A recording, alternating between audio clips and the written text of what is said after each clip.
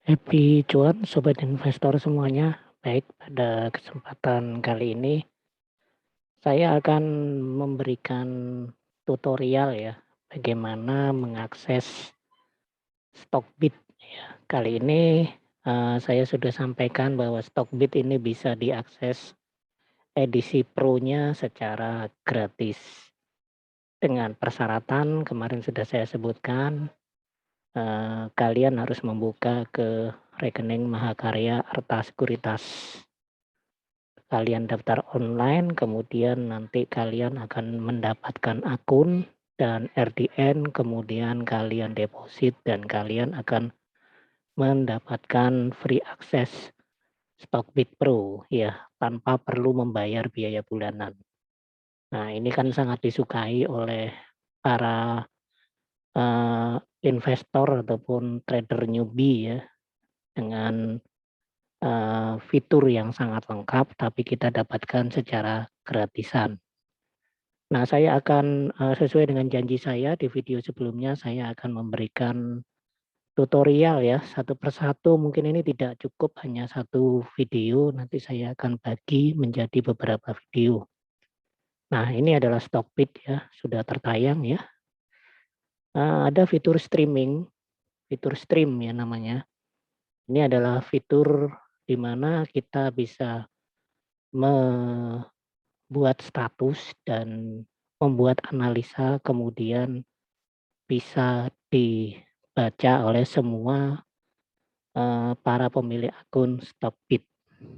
Nah, ini saya jarang memakai ya karena kadang isinya juga tidak terlalu bagus ya untuk kita terlalu menyimak. Jadi kita cukup saja untuk melihat-lihat saja sebagai just for fun ya. Nah, kemudian di fitur yang kedua, nah di streaming ini ada data trending stock ya ini. Itu ada grafiknya, kemudian ada emitennya. Kemudian juga ada IHSG, ya pergerakan IHSG pada hari terakhir itu seperti apa, ada grafiknya juga.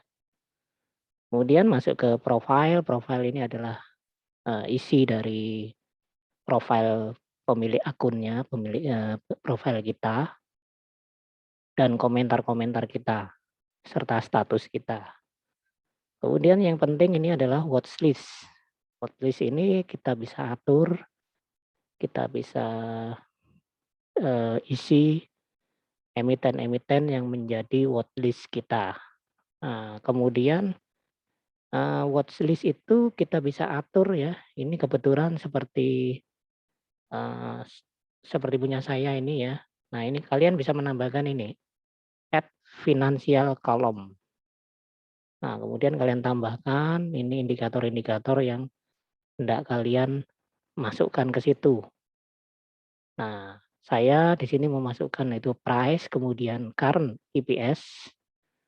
EPS selama 3 tahun terakhir pertumbuhannya bagaimana, kemudian PE rasio 1 tahun terakhir, kemudian min PE standar deviasi 3 tahun terakhir, current price to book value, dan min standar deviasi dari PBV selama 3 tahun terakhir, kemudian dividen dan revenue atau pertumbuhan selama 3 tahun terakhir.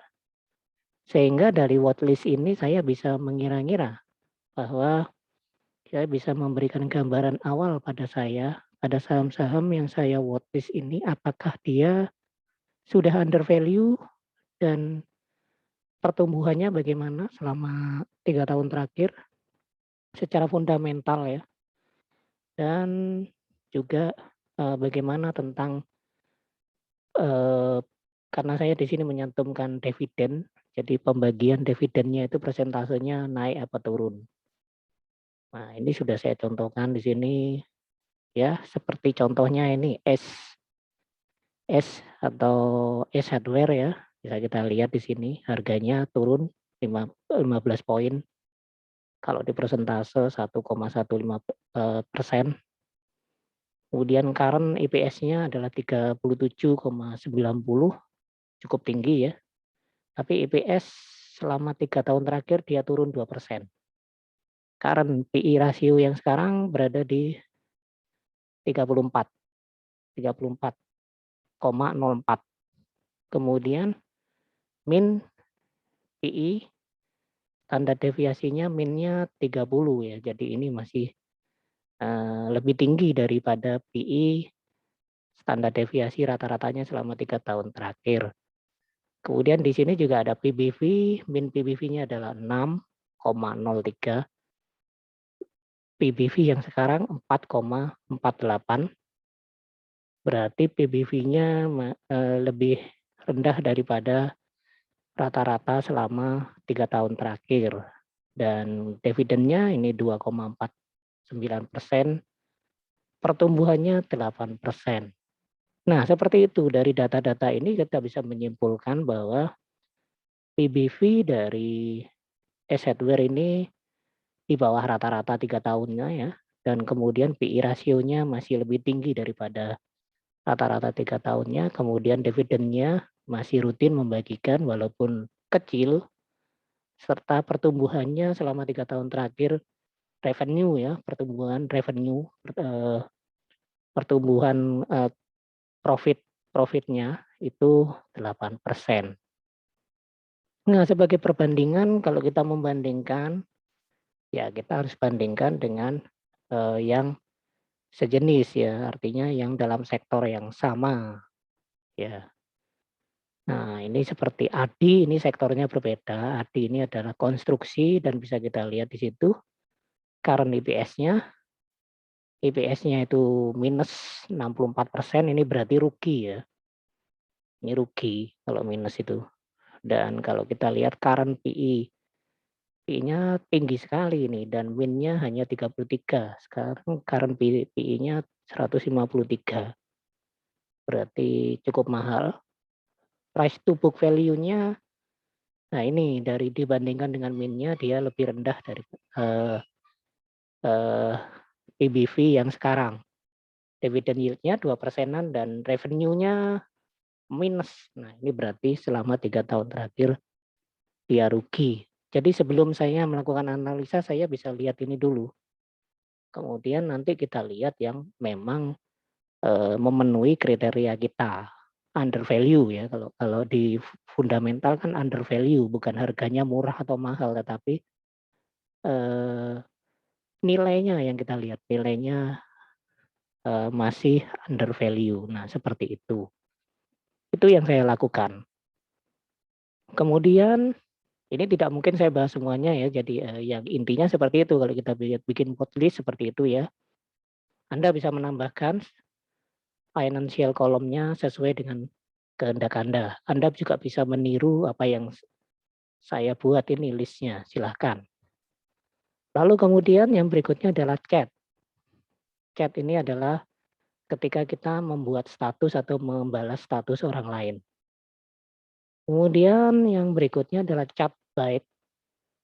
Chat byte ini adalah dari TradingView ya chatnya. Dan ini bisa kita lihat, saya mencantumkan di sini adalah indeks harga saham gabungan. Nah, bisa kita lihat di sini, ini time frame weekly ya, ini adalah time frame-nya, kemudian ini adalah tipe candle-nya.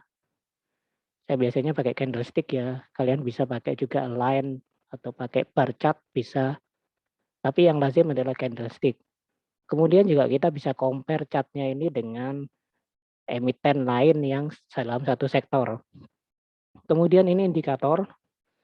Indikator ini ada indikator populer ya. Ini yang technical, foreign flow, dan seterusnya ya. Ada foreign flow, underlay, dan sebagainya itu banyak sekali. Kemudian ada juga yang indikator technical, silakan kalian pasang sesuai dengan tipe kalian, mau pasang yang mana. Kemudian technical ini standar ini ya.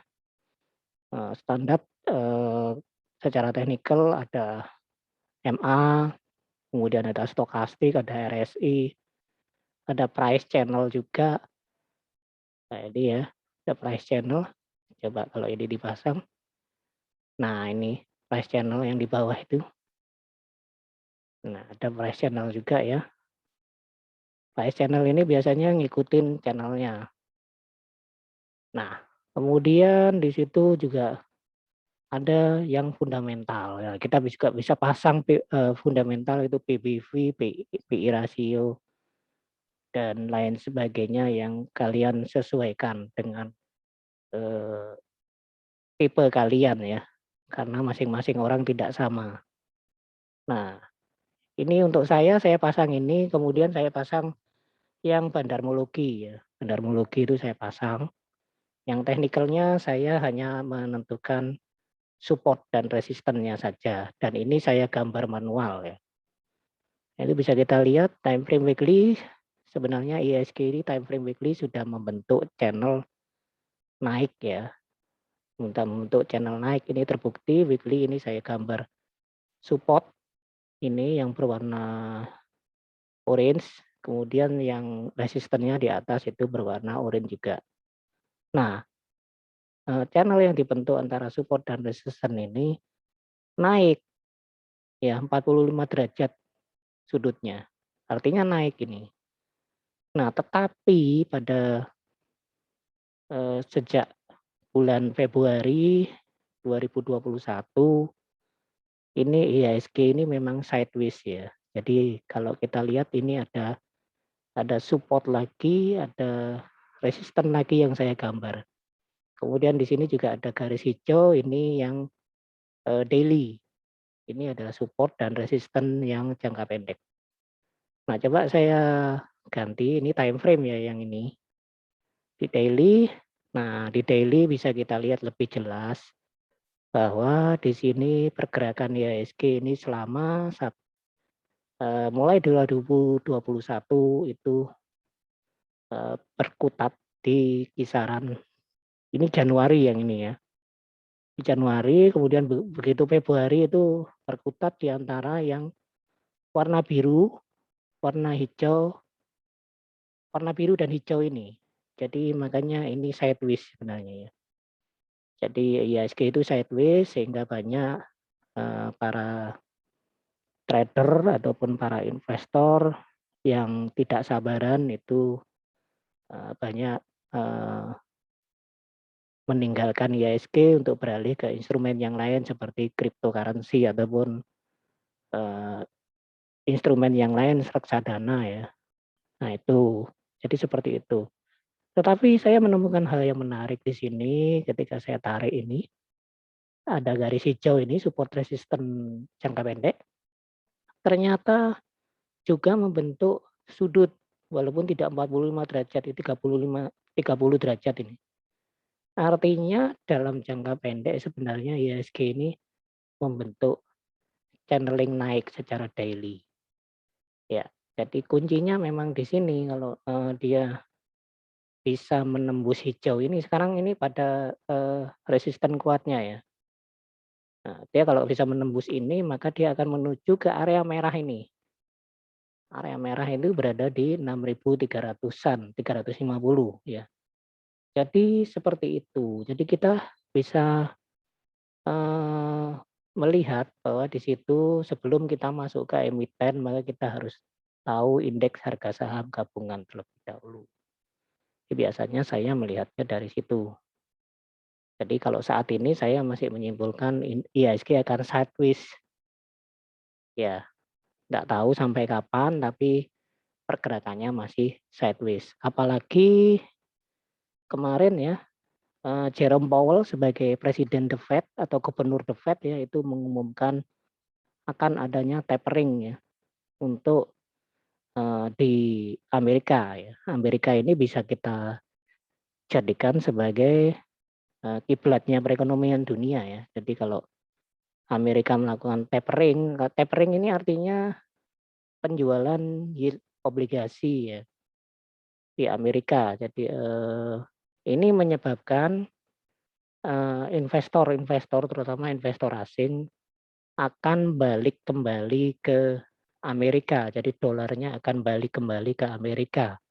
Tujuannya adalah The Fed untuk memperkuat perekonomian Amerika lagi. Jadi dia menjual yield kepada masyarakat, kepada rakyat Amerika, kepada investor Amerika biar mereka berinvestasi ke sana. Nah, dampaknya bagus bagi dolar, tapi tidak bagus bagi indeks Dow Jones ya, Dow Jones dan Nasdaq serta tentunya diikuti oleh IHSG. Nah, seperti itu ya secara gambarannya secara singkat ya. Untuk saat ini cukup sampai di sini dulu ya. Nanti saya lanjutkan ke fitur-fitur dari Stockbit yang lainnya. Jadi kita baru sampai kepada Chartbit ya, yang ini menggunakan TradingView. Nah, nanti saya akan tunjukkan bagaimana kalau kita menuju ke Chartbit, kita kemudian menggunakan emiten dan kemudian kita menggunakan indikator bandarmologi. Nah, nanti saya akan tunjukkan caranya pada video saya yang selanjutnya. So, saya minta untuk Anda share video ini jika bermanfaat dan kemudian subscribe ya yang belum subscribe sehingga channel ini bisa berkembang ke depannya menjadi lebih baik lagi dan menjadi sarana untuk share keilmuan teknikal, keilmuan fundamental dan keilmuan bandarmologi pada berbagai macam instrumen ya. Kali ini instrumen saham yang saya bahas. Terima kasih, happy cuan, salam sehat.